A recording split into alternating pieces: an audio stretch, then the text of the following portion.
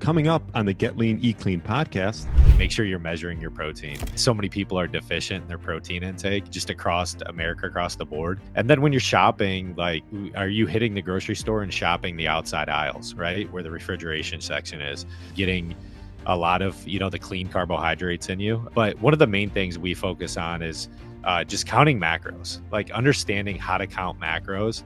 At the end of the day is just a massive tool you to like operate and have a daily cadence as far as the selection of food. But obviously whole foods being the primary focus, getting the clean carbohydrates, something that's easily broken down too. But at the end of the day, we really focus on that protein intake. This week, I interviewed certified nutrition coaching specialist, podcast host, and owner of Full Fueled, Matt Tack. We discussed the importance of counting macros along with prioritizing protein, the downside to fasting too much, using testosterone replacement therapy, optimizing sleep, and his one tip to get your body back to what it once was. Really enjoyed my interview with Matt. I know you will too. Thanks so much for listening and enjoy the show. All right. Welcome to the Get Lean, Eat Clean podcast. My name is Brian Gryn, and I have Matt Tack on. Welcome to the show. Hey, Brian. Thanks so much for having me. Looking forward to this convo. Yeah. Thanks for coming on with Full Fueled. And I know you're a certified nutrition coach and performance coach as well. How long have you been in this industry? It's actually funny. So I've taken a few different narratives, but personal trainer probably about 20 years ago, 15, 20 years ago. I started out in that, got into the business world. So really became an entrepreneur in a couple different rights of real estate. And then specifically now focusing over the last 4 years on the functional wellness space. And we own a clinic here in Tampa Bay called Alessi Functional Health. And then we coach some guys online. Excellent. Yeah. Hopefully you didn't get too affected by the hurricanes coming that came. We did. Oh, man, Yeah. we did. And, did you? Yeah, it was something else. I'll tell you what, were two powerful hurricanes that were completely different. Helene was not windy, didn't have a ton of wind, but brought a lot of water. And then Milton just brought a ton of wind. So it was pretty crazy and pretty catastrophic, to be honest with you. So all the way from Tampa Bay on down, it got hit pretty hard. Wow. So did your clinic take some damage? We didn't. The clinic didn't take any damage. Our home fronts did a little bit, not too bad. We, I would say, relatively, considering the circumstances, came out unscathed. We have a little bit of damage on the home fronts, but we just had to close down for a week. So, when businesses come, I always say when you are tracking a hurricane, it's like watching a NASCAR race go 5 miles an hour. It's super boring, but all you're doing is listening this like terrorized fear from news outlets, which rightfully so. You have to be prepared. The city of Tampa did a phenomenal job at just educating people and then asking them to get evacuated. We did evacuate. It was kind of eerie, like when you have to say goodbye to your house. Milton was expected to bring 15-foot storm surge in Tampa Bay. By the grace of God, it didn't, and it hit further south. But there was, it did hit that hard further south. But we had to shut down for roughly around a week. And, there's a lot of businesses that are either going to go out or they have to just rebuild. Wow. So you left town. Did you go somewhere north or? We actually went inland. So we went to Orlando, which was amazing. I can give a little shout out to the Renaissance Hotel at SeaWorld in Orlando. Phenomenal job. We have a dog, so they opened up pets completely free and kind of utilized the space as an evacuee space. So it was just full of, and then they brought all of their staff in the hotel too, so that they could take care of us. So it was a phenomenal experience while the storm was going on. So we didn't get to hit too hard in Orlando. So it was, and we were in a pretty robust hotel. So everything worked out there. That's good. That's good. Yeah. And, sure. Well, glad to hear you're back up and running. Yeah, we're back. We're full steam ahead now. Awesome. And I know you talk a lot about, you have a podcast, right? Full Fueled. Yeah, great job on that. A little bit of a tongue twister. Oh, the Full Fueled. Yeah, Full Fueled. Yeah, we've been so we got about 55 episodes in. Cool. We focus on some pretty cool pillars that we fuel movement, sleep, mind, spirit, and work. And We like bringing in the full fuel and movement piece quite a bit in terms of optimization, how people can live their best lives. Yeah, I noticed that, and I was looking at like I think I'm almost at 400 episodes. So Nice. yeah, yeah, and I know we talk about a lot of similar things: mindset, nutrition, building strength. What are some of those main talking points that like you guys touch on as far as nutrition? Is well, let's start with nutrition. I mean, there's so many different camps and maybe different ways to go about it depending on the individual. But what do you guys focus on when it comes to proper nutrition? Yeah, you know what's funny about that? There's like so many rabbit holes that people Yeah. can go down, and there's so many apps, good, bad food. What are those things? We Hmm. just we really, at the end of the day, try to keep it really simple. So protein intake, make sure you're measuring your protein. So many people are deficient in their protein intake, just across America, across the board. And then when you're shopping, like, are you hitting the grocery store and shopping the outside aisles, right, where the refrigeration section is, getting a lot of the clean carbohydrates in you. But one of the main things we focus on is just counting macros, like understanding how to count macros. At the end of the day, is just a massive tool that you can bring into your, you just for you to like operate and have a daily cadence as far as the selection of food. But obviously, whole foods being the primary focus, getting the clean carbohydrates, something that's easily broken down too. But at the end of the day, we really focus on that protein intake. So that protein intake, being supplementary too. We definitely like the ISO 100, the hydrolyzed protein by ISO 100s by man, I'm drawing a blank on the Mm. Dymatize. Just being able to add that in as far as if you are getting protein deficiencies or you're more geared towards a vegetarian route. But those are just the big things that we go to right off the bat in terms of the nutrition. Are you hitting your proper protein targets? Where's your goal weight at? And then establishing that protein intake, and then shopping around the outside of the aisles, right? Well, I'm a big believer in the various yogurts that have high protein intake over desserts. And so it's just that habit structure that we like incorporating into kind of building the mindset and the cadence day to day from what nutrition looks like. Yeah, yeah. And now you bring up protein. I just rebroadcasted my interview with Dr. Don Layman.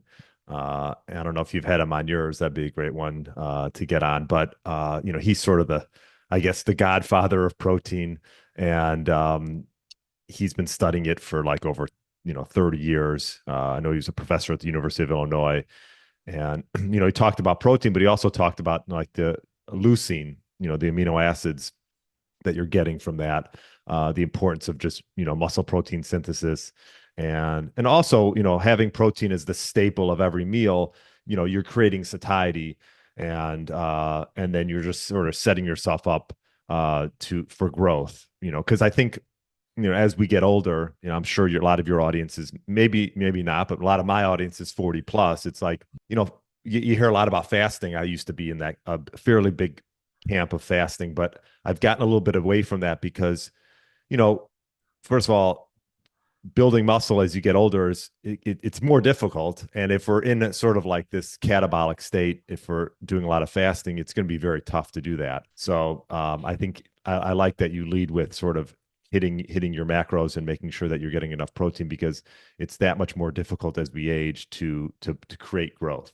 Yeah, that's so cool. So you and I are kind of in that same stage. So I all of last year actually I guinea pigged myself on fasting. Okay. And what was funny is I lost a lot of muscle mass, a ton of muscle mass, Mm. and I was focused on more endurance type activities, so running, kettlebell training, so a lot of functional training. And what I found was actually I plummeted my testosterone levels. Oh, wow. So they went from probably mid sixes to I was operating at 280, really Wow. heavy brain fog.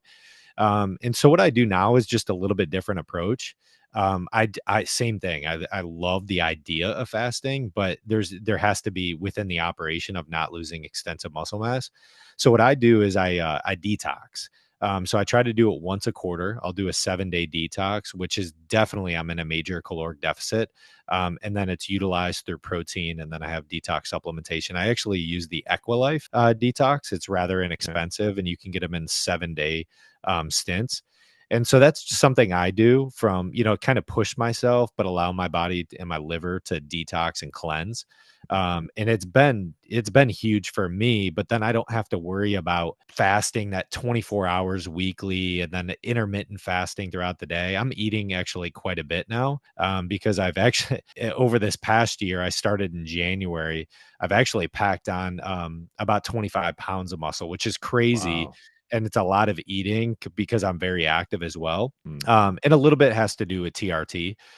So I got on TRT mid this year. So that was in June. I decided to go on testosterone replacement therapy, but 25 pounds of muscle uh, is pretty good, and I definitely feel a lot better. Yeah. So it's one of those things where I think you can operate in, I like using the word a cadence, right? If you kind of set the objective of when you're fasting, but it doesn't have to be this daily or weekly thing. It can be actually a week, a quarter that you're like, hey, this is when I'm going to do my fasting or my detoxing. Yeah, a lot to unpack there. I would say that, yeah, 25 pounds of muscle, man. I mean, I do DEXA scans on myself once or twice a year. And like, I remember when I started to eat more, because that was the thing. My fasting journey was not last year. It was like 7, 8 years ago. I came out with a journal and just like wanted to test it on myself. Did a lot of just sort of intermittent fasting. I wouldn't say I did like a lot of like long-term fasting, maybe a couple 2 day fasts. And I think it's a nice tool to have, but it can like most things, right? It can be overdone. Mhm. And I just felt like I wasn't eating enough, and what was getting almost too skinny, and yeah, just started to consume more. I've had quite a bit of people on the podcast, Jay Feldman, Georgie Dinkoff. These are people from like the pro metabolic side of things. Yeah. And so they have an interesting perspective, and I believe a lot in that. So I've just tried to consume more. And when I talk about consuming more, I don't mean like I'm like going to like fast food restaurants. Yeah. I'm eating like you said, like whole foods, right? It's tough to overeat whole foods, right? No matter what macronutrient you're looking at. Like, if you're eating like solid carbohydrates, fruits, vegetables, even some starches, like it fills you up. Like potato is a filling food. I think it's one of the more satiating foods out there. Is just like a boiled potato. So, protein obviously is a big one, but you focus on that, and even if you try to overeat, it's very difficult. But it's a lot easier to overeat on just processed foods and things that have like 80 ingredients, or like going out to restaurants and eating these fried foods and things like that. So. Yeah, one hack that I've come up with that I love, because there's really two things that like the standard American diet is deficient in, and that's fiber and protein.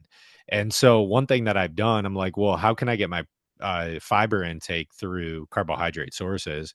And berries are, typically red berries too. You have raspberries and blueberries are really high in fibers. I tend to go towards strawberries. I love strawberries. And so I incorporate that kind of middle of the day activity and in the mornings as well, Mhm. where I'll just cut up fresh strawberries and dump a load of those in maybe some spinach with some chicken. So that's actually how I have been incorporating more like whole food sources, but then with the mindset of getting like proper 40 to 60 grams of fiber into my diet as well, because that's Mm. such a such a crucial thing. Another thing to think about from kind of a metabolic approach is I love the idea, when you're in the fasting state, you're obviously increasing autophagy, but you're decreasing mTOR. And mTOR is such a useful tool into, muscular production. And so it's a give and a take in that situation. So I tend to be the same way. Definitely know those guys' names. So it's awesome you've had them on your podcast. mTOR, I lean towards, how can I increase the efficiency of my mTOR? And then giving my body a rest too. So like that restful period is typically I try to target that towards a sleeping state. So I try to wind down my eating 7 p.m. Try Yeah, not to eat me after too. 7 p.m. And then I'll pick usually up around 7:30 the following day. Yeah. I honestly, I think like for most people, if they just stop their eating window around seven, let's just say 7 o'clock, that's, I would say most people, maybe I'm wrong on this, go to bed maybe around 10. For me, it's 10:30. I give myself 3 hours. And right there alone is just a good sort of hack, just like because most people aren't eating healthy things past that time, right? So it's like you're giving your body some time to rest and digest and also avoiding those sort of empty calories that usually get consumed later on in the day. Yeah. And a lot of them, it's drinking, sodas or, whatever you're adding Sure. to the repertoire. I found this is a hack that I've recently done. Um, some people can look at it, you go into those calculators, but Oikos and there's another one that Aldi makes, but they make this pro version of their Greek yogurts, Okay. and they have like 25 grams of like protein in it. And what I love is that I usually substitute that for a dessert. So Hmm. don't get me wrong, I love my desserts. So like there's Yeah. occasional times where I'm like, I am gonna splurge. You got to live life a little bit. So Sure. I'm not gonna be like I'm the cleanest version, alive. But 9 times out of 10 on a weekly basis, 6 out of the 7 days a week, I'm actually eating a yogurt just for because I do desire some level of like sweet. Me And too. so I go to the Yeah. yogurt and I still get an additional 25 grams of yogurt or 25 grams of protein in that yogurt. And it satisfies my appetite or that urge to just eat something sweet. So just a little hack. Yeah, actually, speaking of that, desserts, because I do like desserts, is my wife just made like you want to say it's yogurt or not even yogurt. I'm sorry, it's more like soft serve ice cream, sort of just using two ingredients, bananas and like a tablespoon of like quality peanut butter. And she took like I wasn't there, she just literally used a good blender and it came out like almost like ice cream with like two ingredients. Does she And freeze the bananas? Is that yes, what she did? yes, Yeah. yeah, Oh, yeah. yeah. So like if the bananas are getting bad and I don't, we'd rather not then eat them, then we'll just freeze them, and then she'll just make just homemade ice cream if you want to call it that. But it's just two ingredients. Honestly, if I would eat it over anything else, like it's that good. It's like so simple and easy, um, which I think goes into another like hack is cooking for yourself. Just like once you start doing that, I think that like it's a game changer. I think it's been a game changer for myself and my wife. Is that something that you do a lot? I know you're like you have an office there in Tampa and stuff, and you're probably seeing a lot of patients there. But is that something that you do? Yeah, so one of two things. I'm actually on the op side. So Dr. Alessi handles in clinic. Okay. He's the doctor, and I handle the business side of things. But so what we've done is one of two things. And I always approach this a little bit differently because some people are worried about sodium. But one thing that I've done is at like your local grocery market, typically they're going to have like pre-grilled chicken cutlets that are like already cut up for you in bags. They a little bit higher on the sodium side if you're not worried about that water retention. I'm not worried about sodium at all, but if you're worried about like some level of water retention, then maybe you want to go a little bit cleaner out and make your chicken and pre-program all your meals. But if you're not pre-programming your meals, that is a great way to actually just have something throughout the day. So I'll have those. Those are already pre-grilled, and then I'll have some spinach. And like I said, I put some strawberries. I also like the 90-second rice packets. The 90-second rice packets just allow me, when you get jasmine rice, it's your body's able to easily absorb that and break that down from a carbohydrate source. Hmm. So I try to, if I need efficiency in my day, I try to find things that my body can break down relatively easy, so that it's not working against itself. And so that's where if hyper efficient, we have linked up with a great company here in Tampa Bay. I think they deliver all over the nation though, and it's called Nutrition Solutions, and they I've have heard of high them. Yeah. protein meals. They have some great because they all grass fed meats, venison. They have Mhm. great meats. And so we had actually Chris, the CEO of Nutrition Solutions, on our podcast. And that's something we've taken advantage of on a week to week. So if we wanted some efficiency, even more efficiency where we add meals and we can just buy it from them, they have some great options for us to just be hyper efficient in that. And they're all pretty high in protein. You can get some leaner stuff too. Yeah, I mean, I think nowadays there's so many options for these meals getting delivered to your door. It's like you really can't go wrong. I mean, like nutrition solutions, I've heard of them, and there's definitely like great options like that. I tend to get a lot of meat from Force of Nature. If you're familiar with Yeah. them. Hmm. So a lot of ground meat. I think like ground meat is another great little hack. It's not as expensive as just buying like steaks all the time, and you can just make so many things with ground meat. It's like a flexible way to just make anything from like meatballs and just add it in with whatever you want. And the cool thing about like Force of Nature is that they add in some organ meats in there as well. And you won't even know they're in there. So like you have kids and they're like, you want them maybe to get a little bit of organ meats in their life. I'm sure they're not going to want to sit there and eat liver or heart, but they'll add it in, and you no clue. I mean, you could have guests over and say, "Oh, you just had some heart and liver." They'd be like, "Oh, I didn't even know it was in there." Yeah, Yeah, that's a hack, man. I'm gonna yeah, check that out. I get my meat, and I wholeheartedly agree with you on the approach of getting the ground meat. I love that's like a super hack too. When you can make even a couple days worth, right? hmm I recently started doing these like mini Chipotle bowls, and I'll just cook up the rice. And then I'll put some lettuce in, lettuce off to the side so it doesn't get in. But then you can just blend that stuff together. You get a little Chipotle bowl yeah. throughout the day. It's super easy to make. You have your ground meat there. It's fresh ground meat. I get mine from Spread Oaks Farms. It's a farm here Oh, nice. right at the Florida Georgia line, and have that shipped on ice. But it's next level when that's that. I think that's going above and beyond for some people because they're like, do I want to get a ship or just go to the grocery store? But like, if you do want to like plan ahead, some get some meats, it's great to take like Force of Nature or Spread Oaks Farms and just get it delivered to your doorstep because the meat does taste differently. I don't get it. It tastes wildly differently than Mm. what you buy in store. So it's sometimes cheaper. Yeah. Yeah. No, it's a great way to go. I mean, it's Force of Nature has grown too. It's all over now, but originally you just had to order it online, but now I think you can actually get it in some stores. Okay.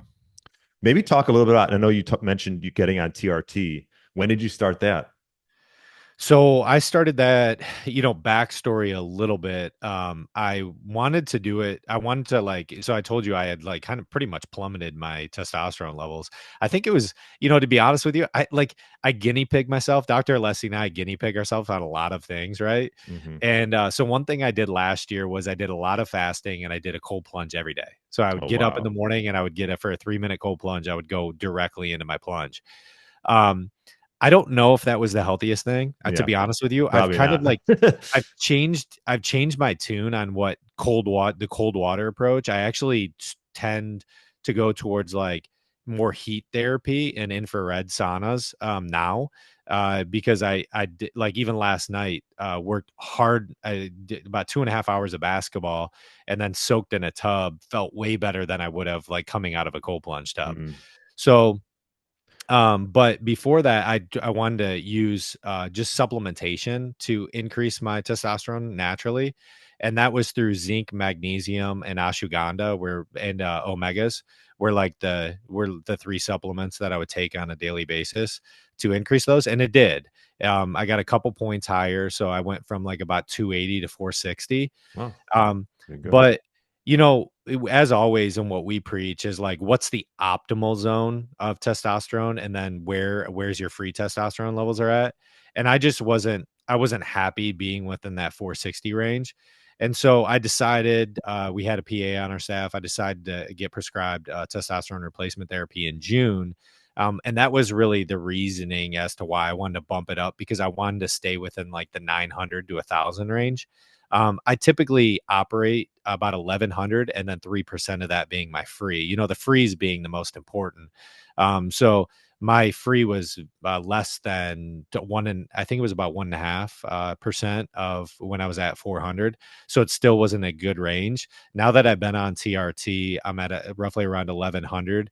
I get my blood work done about quarterly now, and then I'm operating within that 3% free range of my total testosterone level. So it's been great. It's been amazing as far as like is just the way I operate, mind clarity, libido, all the things are great. So but the reasoning as to why is because I wanted to start living within an optimal range, not just that, oh yeah, probably I'm in the standard deviation of like what the average is. It's probably between 4 to 500. I don't want to live that way.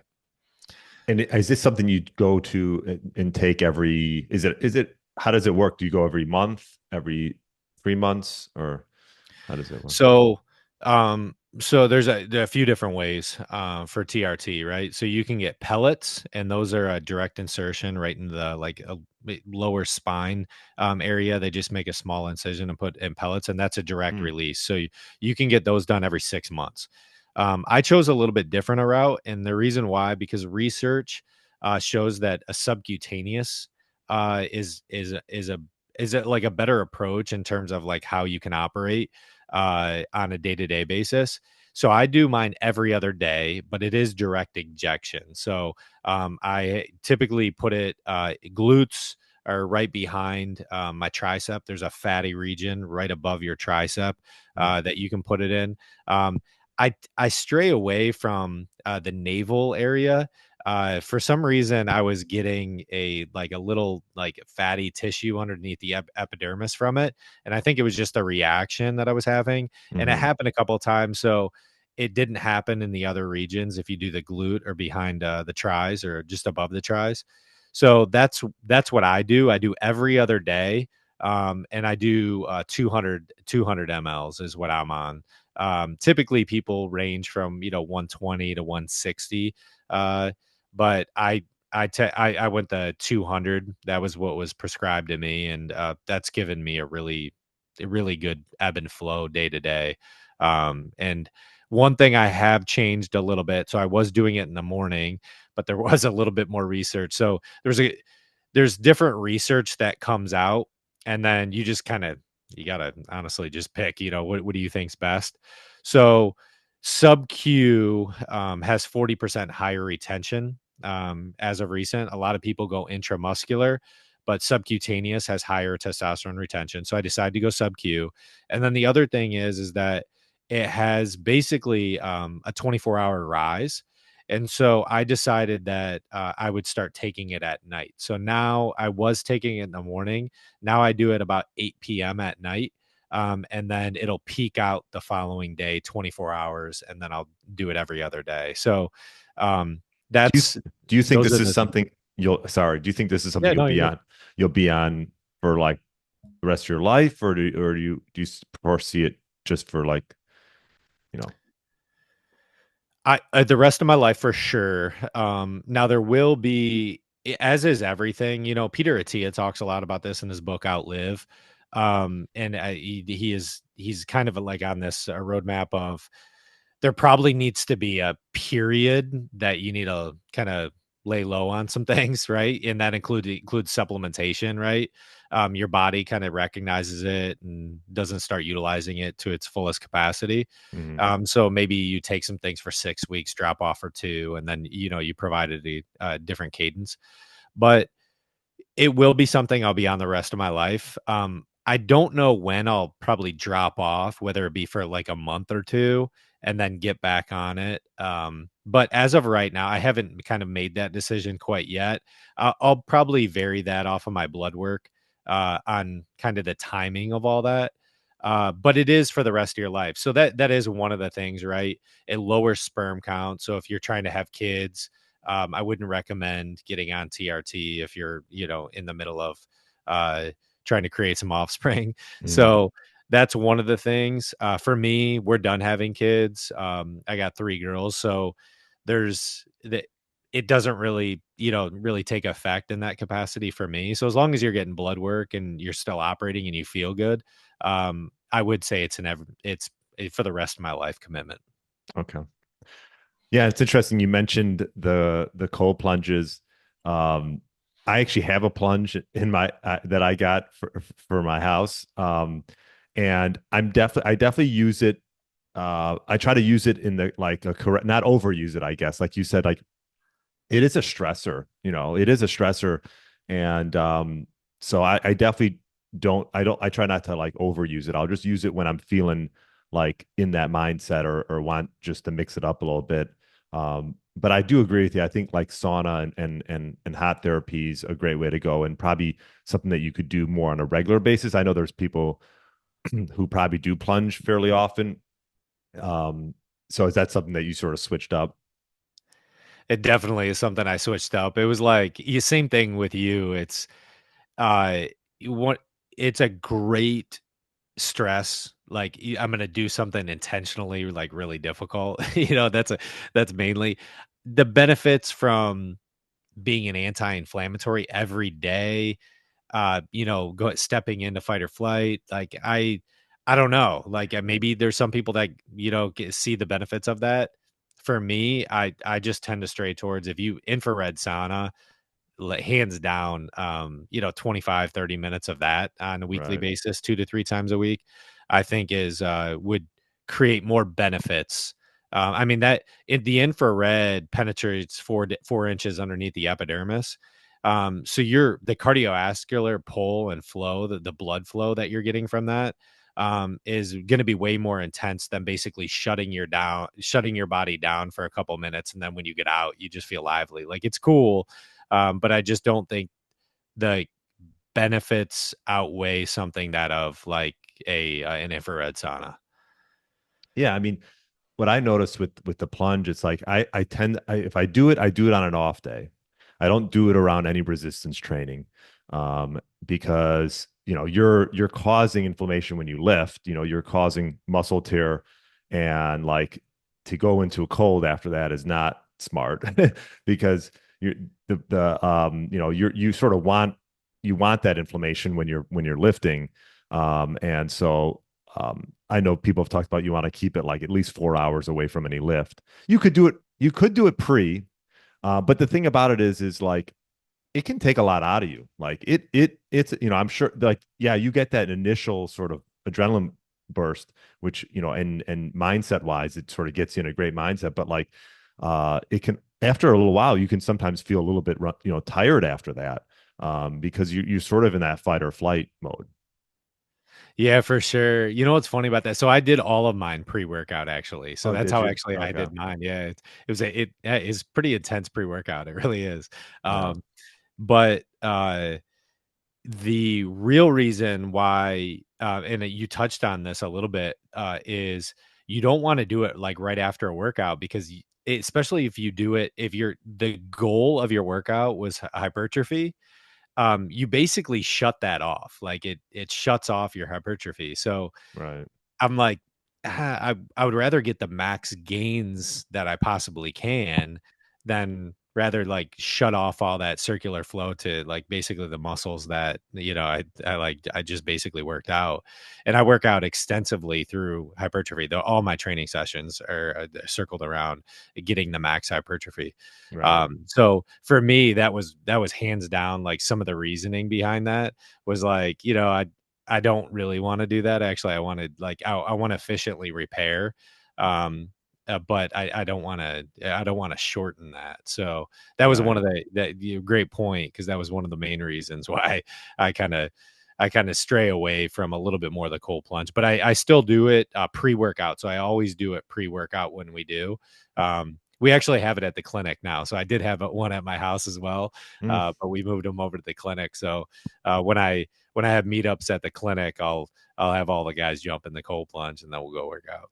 got it. Well, and the one thing about doing it pre-workout is it brings that. I had another individual on, but that talked a little bit about this, but brings that body temperature down, and like you probably be able to get more out of your workout because that's what sort of prevents you from like sometimes pushing harder, right? Is that rise in body temperature and like that fatigue level. But like I found like I could go my workout sessions could actually be stronger sometimes because it puts you in sort of that, I don't know if it like decreases your body temperature to a point where like you can push harder through it. Yeah, no, it You does. notice that? Yeah. Yeah, because everything operates off your central nervous system. So when you kind of bring down to lower than a subthermal temperature, you're then you're going into something where basically you're increasing that thermal temperature that you have. Yeah, you tend to be able to push a little bit more weight just because you're like gradually rising that over the course of your workout. So you do have to be like careful because you are more injury prone, right? Because like the whole idea of having a less rigid structure going into maybe a workout or a hobby is like being somewhat limber and loose. Right. So when you do have that core temperature that's like subthermal after, you do have to be a little bit more careful because you're definitely a little bit more rigid as you go into the workout because your body's definitely tense. Yeah. I would definitely recommend for someone that just is starting out, just start with like maybe some cold showers and just and start that way. And I would recommend all to for me for someone that's starting out, maybe just do it on some off days. And it's a good place to start. But like you said, infrared's a great place to go. Is there anything else like sort of hacks that you like to use? Just to you do hot, cold, anything else? What about like anything for sleep? Sleep, I'm working on sleep. I'm not gonna lie to you. I'm struggling as of I don't know the past probably 4 or 5 months. I did wear a Whoop band, and so I tracked data with the Whoop band, and I was getting quality sleep. But there's something going on with like my nasal, like I don't Mm, know what it is. So this is very recent. Um, I have colloidal silver, right? If you've ever used colloidal silver, it's a great tool for coughs, colds, where you can just spray it up in your nose because silver attaches to all bacteria, right? So like it actually eliminates it almost instantaneously. And you can buy it at Amazon. Colloidal silver is great. So I spray that in my nose and ears, huh. and I almost get like instant relief. But I do need to work on my sleep. So I'm gonna get the Aura ring and I'm gonna start tracking that. I didn't love something around my wrist when I was sleeping, so I figured maybe a ring would be a little bit better because I want to track my sleep habits a little bit better, and so I can become a little bit more efficient in that area. I do have a one of my main hacks is just like setting a bedtime, so I have to get to bed before 10 o'clock. It's just like a non-negotiable for me because I do get up early, so I'll get up usually around the 5:30, 6 a.m. Um, I have been sleeping in a little bit, so I don't like lying to people at all. Super transparent. When I like past, I would say through the hurricanes, it's just something I've been doing. I've been like sleeping in towards, I guess you can call it sleeping in is probably 6:15, 6:30. Yeah. But I usually am at like a little bit more of an early bird where I like being in that 5:15, 5:30 window. Um, but one of the ways to do that is really just to like set a really solid like bedtime like routine of getting in Yeah. bed. One thing I have eliminated is I put my phone in the kitchen, I turn it off, and then I've got an alarm by my bed that has birds singing when I wake up. Mhm. So that's something just done differently to like kind of build better sleep habits. But colloidal silver, I think, is like an amazing tool to utilize throughout the week and just spraying it up your nose, spraying it in your ears just to remove that bacteria. So that, if you feel like a small cold coming on, or if you just want to prevent a cold, I think it's just a great way to be proactive about that stuff. Interesting. Yeah, I've heard of colloidal silver. Never used it myself. Um, Sarah Banta I've had on the show, and she sells. I know that's one of the products she sells. It's like a natural antimicrobial agent. Mhm. And so I could see how that could help with that. So that's something that you've been utilizing. But I do agree with you, like as far as for sleep is like have going to bed the same time and also getting up at the same time really helps. Um, Mhm. I think sleeping away from your phone is great. I mean, like you said, like set an alarm, a different alarm other than your phone. Um, and that way you're not even close to it. Cause I think, for the most part, most people are attached to their phones throughout the day. Yeah, and this is the reason why I did this. It's not because I'm crazy about EMF and all this. The real reason is this, and I thought about it. And I'm like, if I look at my phone and touch my phone, it has a negative energy. I'm just like, man, this thing. Like, if I could actually get rid of this thing for like just 2 or 3 hours, but it's Mm, always attached to me. And so there has to be a point in time where it's like just away from me. It's like the best friend that I don't want around me, right? mhm, All the time. And I mhm. really thought of it like that. I'm like, do I want to wake up to this thing that just like is kind of has a little bit negative energy associated to it? Right. And then it forces me to like check a text or an email or something like first thing in the morning. And so that's why I truly did it, because I'm like, I don't want to wake up next to like negative energy. I just want like positivity. So when I wake up, I don't have to like touch something that is naturally going to like deplete me throughout the day. So yeah, it's just one hack that I decided to do probably 2 or 3 months ago. Mhm. And just I honestly love it. That's awesome. Well, I know you have three girls that are what, all under the age of how old are they? 8, 7, and 5. Yeah, so that could be affecting your sleep too. Just a small detail, right? Small detail for sure. How many kids you got? We don't have kids. Oh, you We have okay? two dogs who I'm going to pick up. They're getting groomed right now, so it's nice and quiet here. They're Nice. great dogs, but no kids right now. But how old are you, Matt? I'm 39. Oh, you okay. You're young. Yeah. You're young. Yeah. Um, uh, I'll just end on a few questions. Like, do you have any favorite supplements that you use? ashwagandha is one of my favorite, and creatine's the next. I would say ashwagandha and creatine are the two. Okay. Um, and then I do use this chaga mushroom. It's a Hmm. liquid chaga mushroom that I don't know if I've actually seen. Like I've used it for the past couple months. I don't know if I've seen any like great effects from it. Maybe Sure. I have if I got off of it, but I do. It's a kind of a liquid that I use there. But I use an ashwagandha protein, and then I usually get about 10 to 15 grams of creatine in me on a daily basis, either intra workout or post workout. So Mm. those are the main, and then obviously protein. I've gone more towards the hydrolyzed, like I said earlier. The hydrolyzed just has really low impact on the gut. I think I won't say for sure. I think it's more bioavailable, to be honest with you. I think I can Okay. credit a lot of like my muscle gain to it, because I do consume about 225 to 250 grams of protein in a day. And there's always like, hey, how much of like protein powder is bioavailable based on like if you're eating chicken, steak, whole food sources. I do think it has a decent amount of bioavailability because it is able to be broken down a lot easier. So I'm just a big believer in the hydrolyzed protein. I think it's really really low impact on the gut.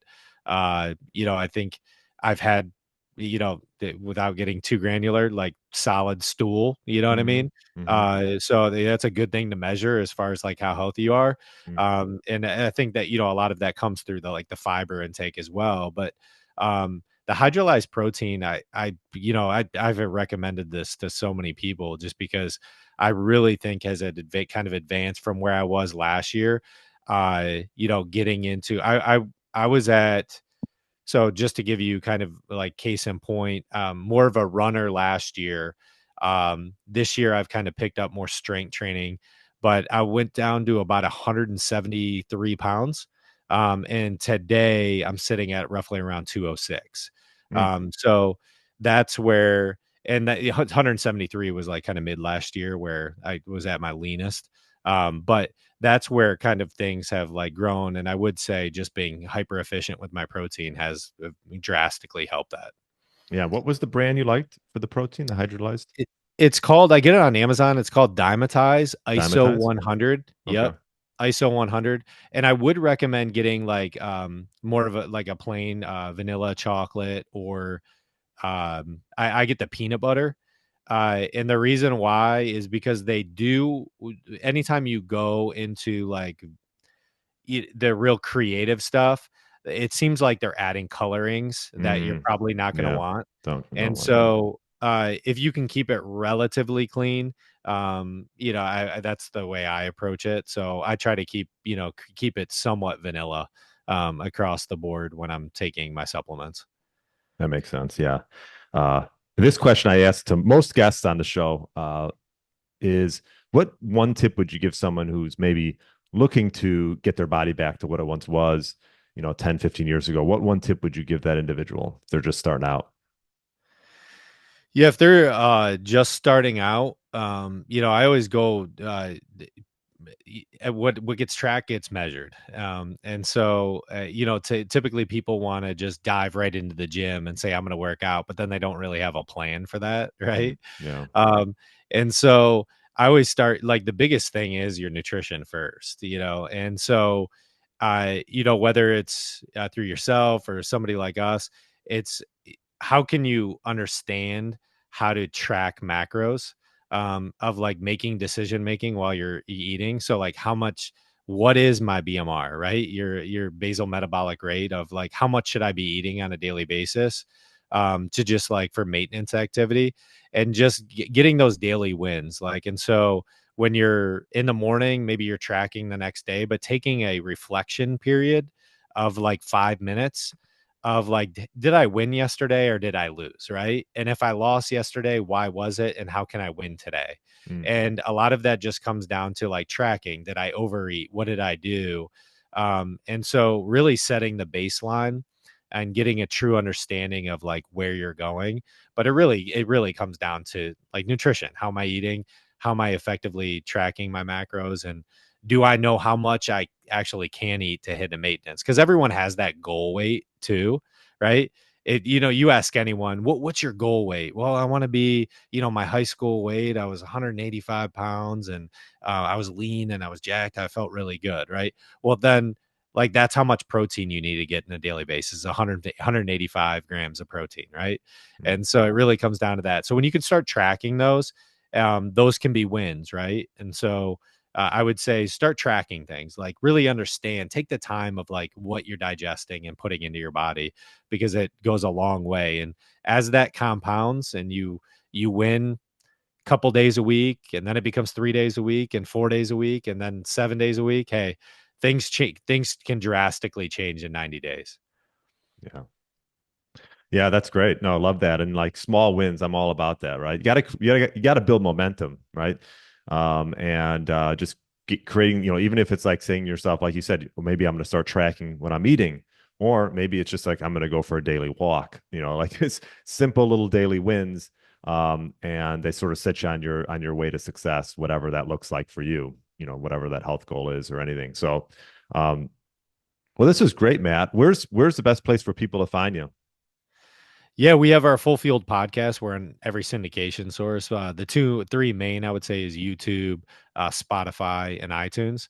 Okay. And then I'm on Instagram at human.optimizer, and then Matthew Tack on Facebook. Those are the two social sources I typically post on. So, and then if you're in Tampa Bay, we'd love to have you anytime, Brian. You're down here. We're at Alessi Functional Health here in Tampa Heights. I mean, yeah, I'm usually on the other side, because that's where my parents are. But now I know. Now I have a good contact out on the west side, yes, of Yeah, the yeah, state. for Yeah.